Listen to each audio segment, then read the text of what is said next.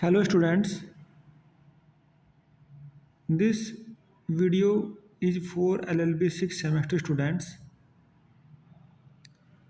The subject name is Law Relating to Women and Child. This is a number gaining subject. I prefer to my students to select this subject. ये exam के point of view से भी और अपनी खुद की knowledge बढ़ाने के लिए भी, अपने अधिकारों को जानने के लिए भी बहुत ही महत्वपूर्ण हमारा ये सब्जेक्ट है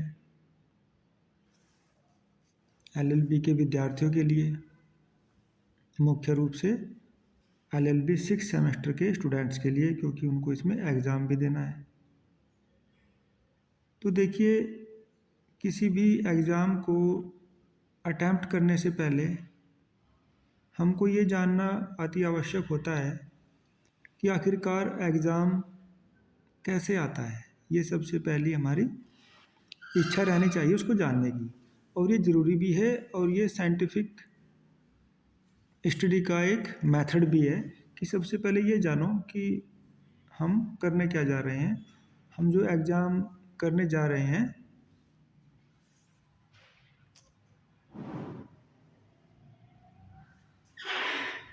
ओके, उसका पैटर्न कैसा आने वाला है। तो ये सभी के लिए है। सभी विद्यार्थी सबसे पहले प्रीवियस ईयर क्वेश्चन पेपर को पढ़ें, जिससे कि उनको एक ओवरव्यू हो जाए, जानकारी मिल जाए कि क्वेश्चन पेपर कैसे आ रहा है। तो इसी सीरीज में हम लोग आज ये law relating to women and child paper को डिस्कस करेंगे। सभी विद्यार्थी अपनी कॉपी पेन साथ में रखें, नोट करें इसको। देखिए, as you all know the paper is divided into 3 parts, very short, short and long.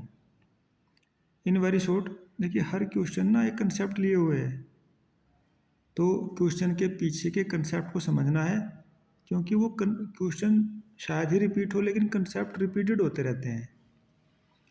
और ये जनरल नॉलेज की बात भी है। देखिए, फर्स्ट में बाल अपराध क्या होता है, व्हाट इज जुवेनाइल डेलिक्वेंसी। 2, मातृत्व लाभ को स्पष्ट कीजिए, एक्सप्लेन मैटरनिटी बेनिफिट।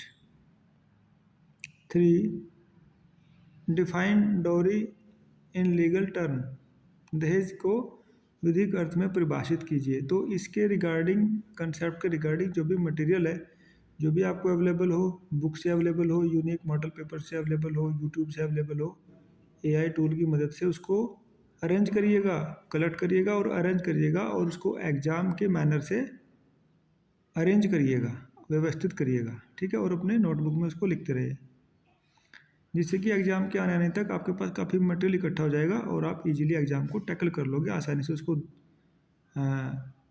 सक्सेस उसमें मिल जाएगी और कोई प्रेशर नहीं बनेगा।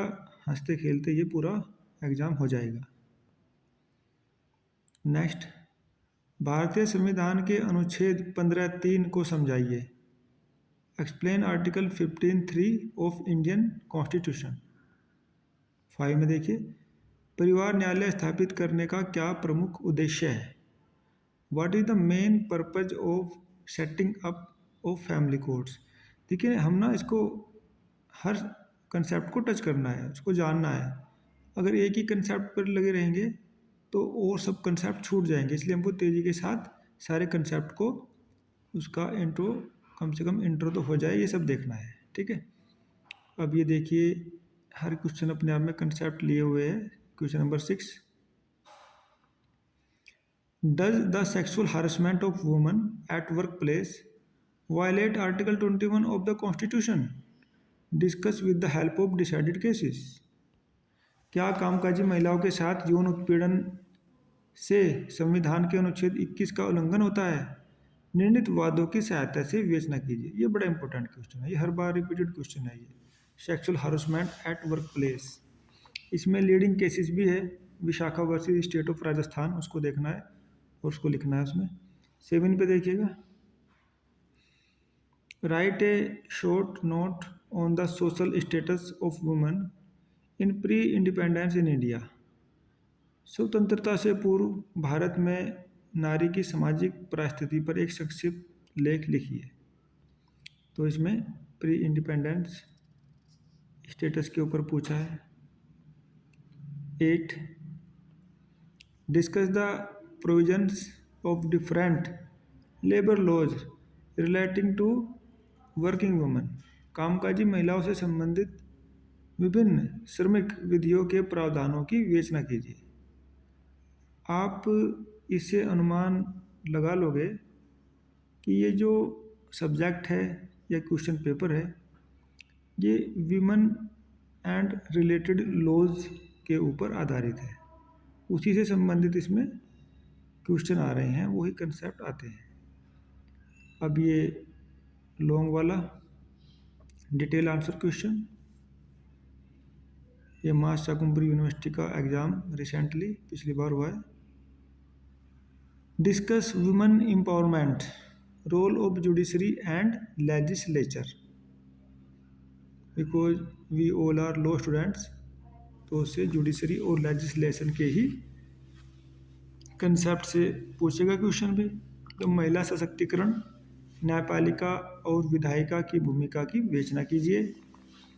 Question number 10 critically examine the constitutional rights of women in India. Bharat में महिलाओं के संवैधानिक अधिकारों की आलोचनात्मक परीक्षण कीजिए। तो ठीक है भैया, संविधान में भी महिलाओं के बहुत सारे अधिकार दिए हुए हैं, तो उनको शॉर्ट आउट करके इसमें लिखना है। Explain the laws relating to women's right to control their reproductivity. प्रजनन को नियंत्रित करने के लिए महिलाओं के अधिकारों से संबंधित विधियों का वर्णन कीजिए। देखिए ये एक नया क्वेश्चन इसमें रखा है और ये न्यू नॉलेज के लिए है। इसको भी आप इसकी कंटेंट इकट्ठा कीजिएगा और देखिएगा इस क्वेश्चन का आंसर कैसे लिखा जा सकता है। काफ़ी केस लॉज भी हैं इसके ऊपर, केस लॉज भी याद रखने हैं। ठीक है, 12 पे देखिए, what are the human rights of a child at the international level. ये क्योंकि वुमेन एंड चाइल्ड है पेपर का नाम, तो चाइल्ड से रिलेटेड भी 1-2 क्वेश्चन इसमें बनेगा। तो अंतर्राष्ट्रीय स्तर पर बच्चों के क्या मानवाधिकार होते हैं, ये उससे संबंधित क्वेश्चन है। Then question number 13, that is the last question. Minors and incapable of entering into a valid contract keeping in mind the said statement, discuss the nature of under Indian Contract Act 1872।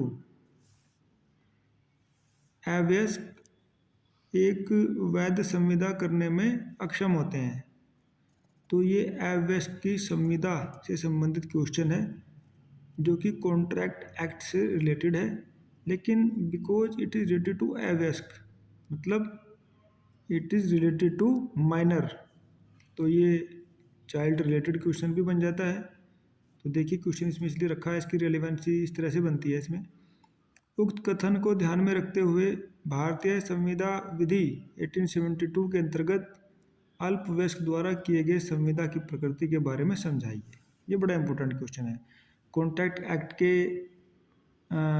हिसाब से भी, और ये women and child वाले क्योंकि exam में रखा हुआ है इसलिए इसके लिए भी इम्पोर्टेंट बन जाता है। तो validity of a contract keeping in mind this statement discuss the nature of Indian contract act 1872। तो ये माइनर्स के कॉन्ट्रैक्ट से रिलेटेड क्वेश्चन है, उसकी इनकैपेबिलिटी से रिलेटेड क्वेश्चन है ये। तो ठीक है विद्यार्थियों, आज हमने ये सभी 13 क्वेश्चन को देखा है, जाना है और इनके पीछे छिपे हुए कंसेप्ट को पहचाना है। अब आपका ये होमवर्क बनता है कि जो कंसेप्ट है उसको अपनी नोटबुक में नोट करें और कंसेप्ट के सामने क्वेश्चन की रिक्वायरमेंट के हिसाब से जितना उन्होंने, अगर वो वेरी शॉर्ट में दिया है तो वेरी शॉर्ट, शॉर्ट में दिया है तो शॉर्ट, लॉन्ग में दिया है तो लॉन्ग, उतना ही कंटेंट उसमें लिखे और अपना एक बैकअप बनाएं जिससे कि आप एग्ज़ाम के टाइम पर उसको पढ़ के जाएं और क्वेश्चन को ईजिली अटैम्प्ट कर लें। ठीक है, अदरवाइज़ हर क्वेश्चन के ऊपर एक वीडियो लेक्चर हो सकता है। जैसे ही मुझको समय मिलता रहेगा मैं और भी लेक्चर इसमें आपके यूट्यूब चैनल पर डालता रहूँगा, जिससे कि विद्यार्थियों को इससे कुछ हेल्प मिल जाए और आपकी प्रिपरेशन और अच्छे से और ज़्यादा बेहतर तरीके से हो जाए। Thanks for listening. Thank you very much.